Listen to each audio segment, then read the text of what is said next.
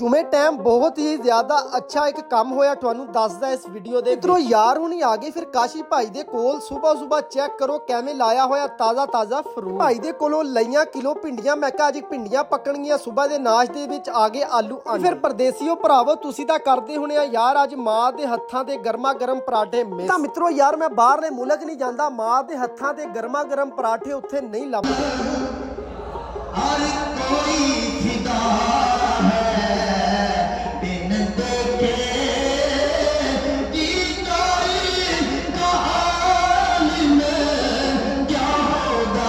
आज मित्रों है जी जुमे दा खूबसूरत और प्यारा जिहा और बहुत ही ज्यादा फजीलत वाला हाफिज साहब एक ईसाई नू कलमा पढ़ा के जी करन लगे आ मुसलमान जुमे दे टाइम अब जी एक ईसाई नू पढ़ा रहे हैं जी कलमा जेड़ा कि हुण होन लगा जी मुसलमान। क्या बात है यार बहुत ही अच्छा ये भाई ने लिया जी फैसला।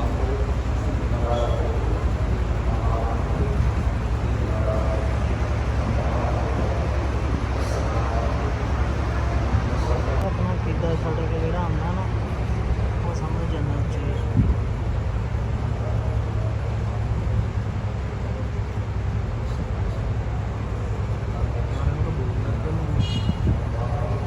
आगे चलता है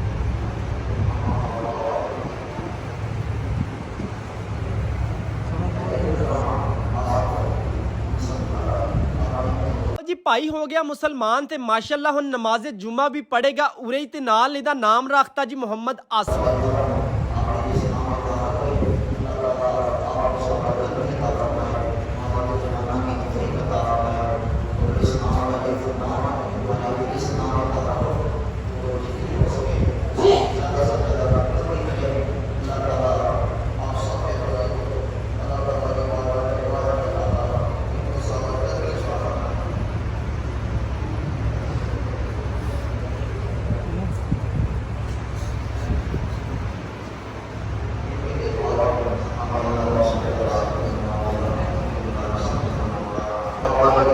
मुस्तफा के सदके सभी खताओं को माफ फरमा सल्लल्लाहु अलैहि वसल्लम।